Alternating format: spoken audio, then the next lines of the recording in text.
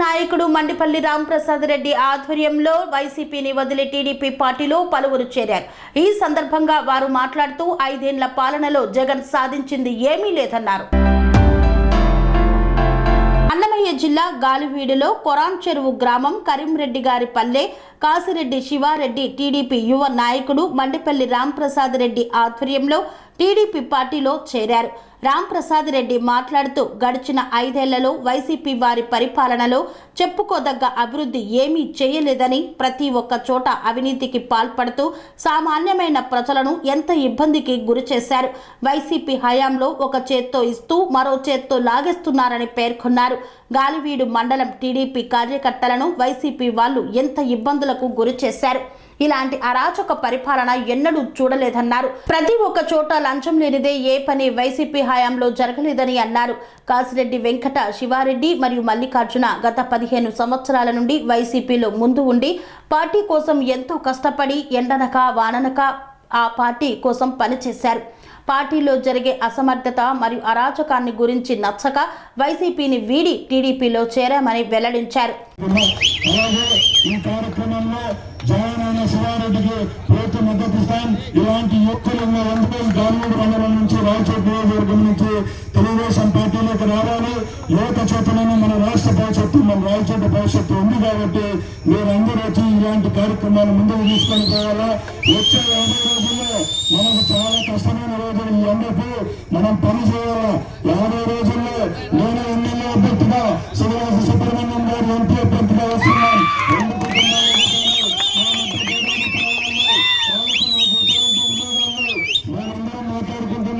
మాకు ఎప్పుడో పాతకాలంలో 10 ఏళ్ల ముందే మాకు వాళ్ళకు కక్షలు కార్పణ్యాలు పోయినాయి. కేసులు అన్ని సెటిల్మెంట్లు తప్పుడు మాటలు ఏదో వైసీపీ వాళ్ళు మనకు కానివాళ్ళు ఎన్నో చెప్తూ ఉంటారు. బీజేపీకి పోయింది సీతో కానీ పోయింది ఇవన్నీ నమ్మద్దాలు. ఇక్కడ మేము ఇద్దరమే అభ్యర్థులుగా ఉన్నాం. మనకి ఎదురు లేదు. వైసీపీ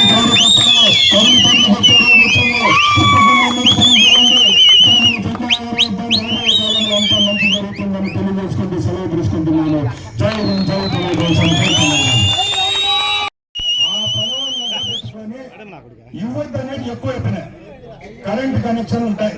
ఒక మండలానికి 300-400 మంది వెయిటింగ్ లిస్ట్ లో ఉంటారు. పాప రైతులు వస్తారు, డబ్బులు కడతారు, హాస్పిటల్ కింద కడతారు, అన్ని చేసి పెట్టుకుంటున్నారు.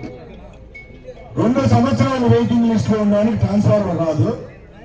ఇంకా అప్లికేషన్ పెట్టుకుంటే 90 రూపాయలు చలానా కట్టాలి. ఇలా ట్రాన్స్ఫార్మర్ ముందే కూర్చేస్తాను చెప్తాండి. ఇలాంటి ఎన్ని జరుగుతాను.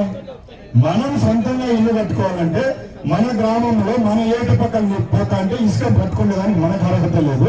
ఈ జగన్మోహన్ రెడ్డి చట్టం ఇట్లా తెచ్చినాడు. మన ఇంటి పక్కన ఇసుకుంటుంది. మన బావిలోనో లేకపోతే కొట్టుకొని వచ్చిన వానలోనో లేదా చెరువులోనో వచ్చి తీసుకుంటుంది.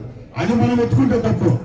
గాలివీడులో వైసీపీ బ్రోకర్ గారు ఇళ్ళకి అమ్ముకొని కావాలంటే అన్ని నుంచి ట్రాక్టర్ పెట్టి ఎత్తుకొని పోదానికి చట్టం. ఇలాంటివి చెప్పుకొని పోతా అంటే 100. ఇంకోటి చెప్తా, వెలిగిల్లు ప్రాజెక్టు అంటే గుర్తుకొచ్చి చెప్పారు గాలివీడు.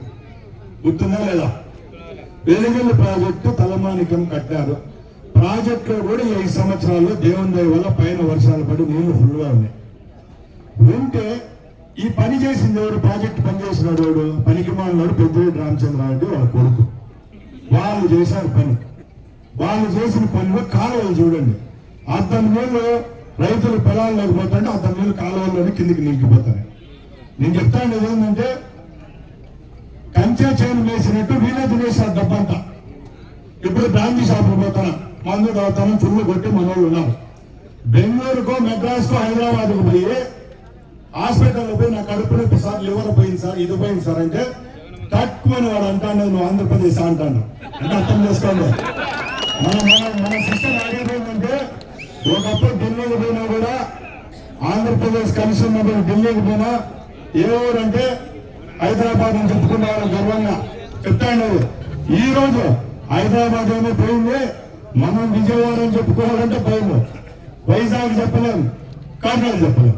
ఇలాంటి ఎన్నో సమస్యలు మనం మనసుతో ఆలోచిస్తే అన్ని గుర్తొస్తాయి. 5 సంవత్సరాల్లో ఎక్కడ రాజకీయ నాయకుడి ప్రమేయం లేకుండా ఒక్క పని అయినా జరిగిందా? వాలంటరీ వ్యవస్థ తెచ్చినారు. వాలంటరీ మంచిదే. మన బిడ్డలు కూడా ఈరోజు వాలంటీర్లు ఉన్నారు. దానిలో కూడా అనకూడదు, మనం కూడా వాళ్ళకు కూడా ఉన్నారు. 50% మన వాళ్ళు ఉన్నారు. వాలంటీర్ను పైన నుంచి ఒత్తుతాను పాపం. వాళ్ళు ఇచ్చిన 5,000 జీతానికి వాడు ఇంకేం పని చేయలేడు పాపం.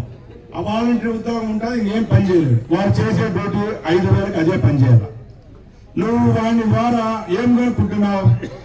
మీ ఎదురింట్లోనో పక్కింట్లోనో మాంసం చేసినారు, దాంట్లో మళ్ళా మటనా, చికెనా, చేపల, పులుసా, ఫ్రైయా? ఏమవసరమా జగన్మోహన్ రెడ్డికి? చెప్పండి. ఈ వాలంటీర్ వ్యవస్థ పెట్టి ఇవన్నీ అవసరమా? అల్లుడు వచ్చినాడు, ఏ కారులో వచ్చినాడు? పెట్రోలా, డీజిలా, పెద్ద కారా, చిన్న కారా?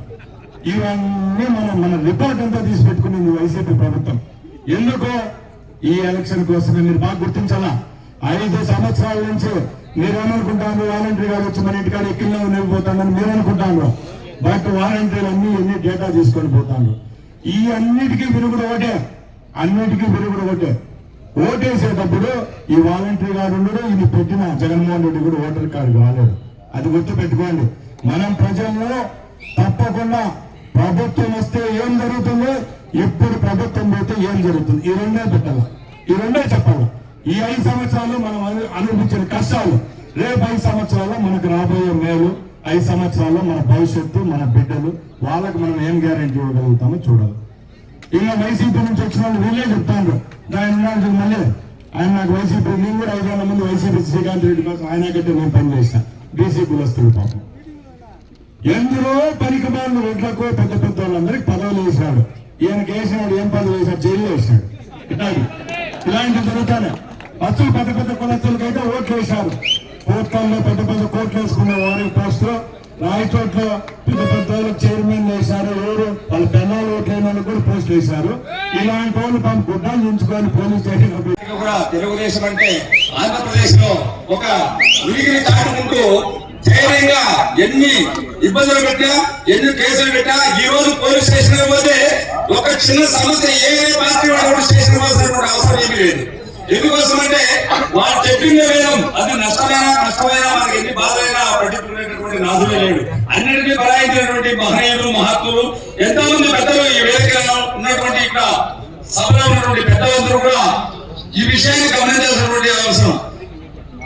ఈ రోజు అనేకమైనటువంటి పథకాలు జగన్మోహన్ రెడ్డి ఈ యొక్క వైసీపీలో గతంలో పనిచేసినటువంటి నేను ఈరోజు పార్టీని వీడి వైసీపీలోకి టీడీపీలోకి వైసీపీ నుంచి టీడీపీలోకి రావడానికి గల ముఖ్య కారణాలు చాలా ఉన్నాయన్నమాట. గాలివీడుకు జరిగినటువంటి అనేక ప్రజలకు, సామాన్య మధ్యతరగతి జరిగినటువంటి ప్రజల యొక్క అనేక అవమానాలు, అనేక ఇబ్బందుల దృష్ట్యా నేను ఈరోజు పార్టీ మారడం జరుగుతుంది.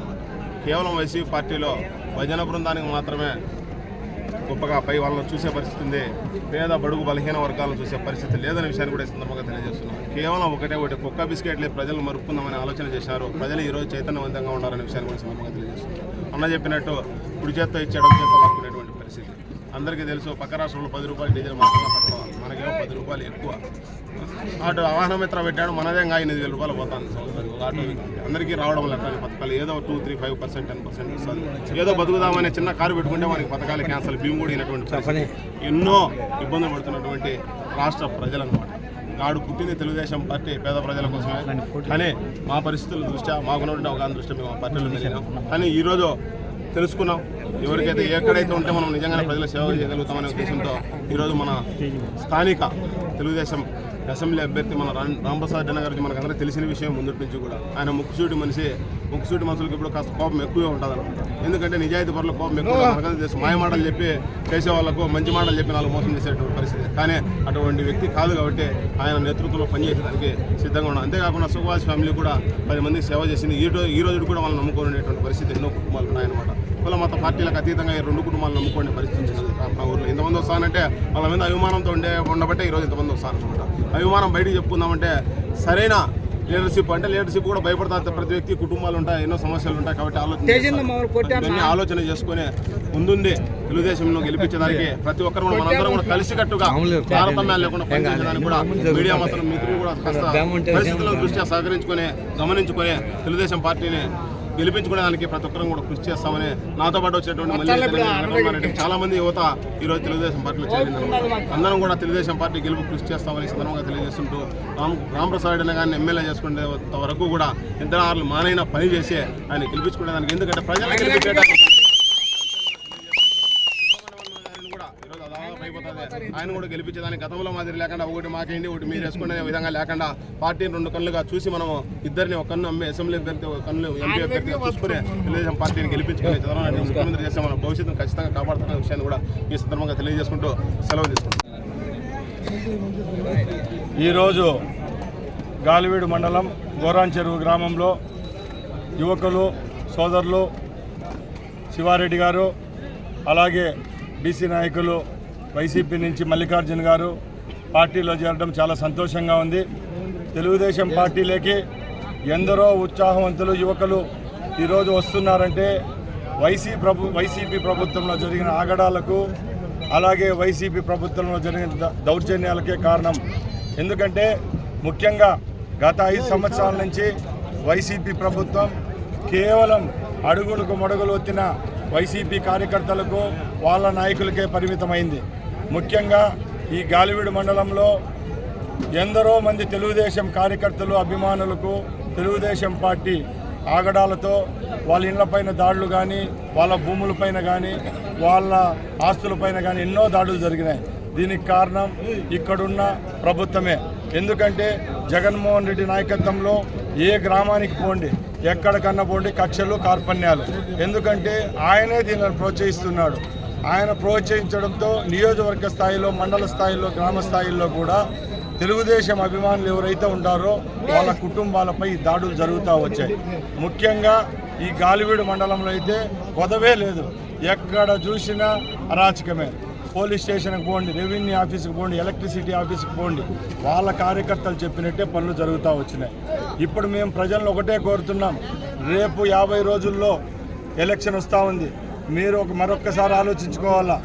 ఎవరైతే ఈ రాష్ట్రాన్ని అభివృద్ధి పడంలో నడిపిస్తారు, ఏ నాయకుడైతే ఈ నియోజకవర్గంలో ముందుకు తీసుకొని పోతాడు అలాంటి నాయకుడికి పట్టం కట్టండి.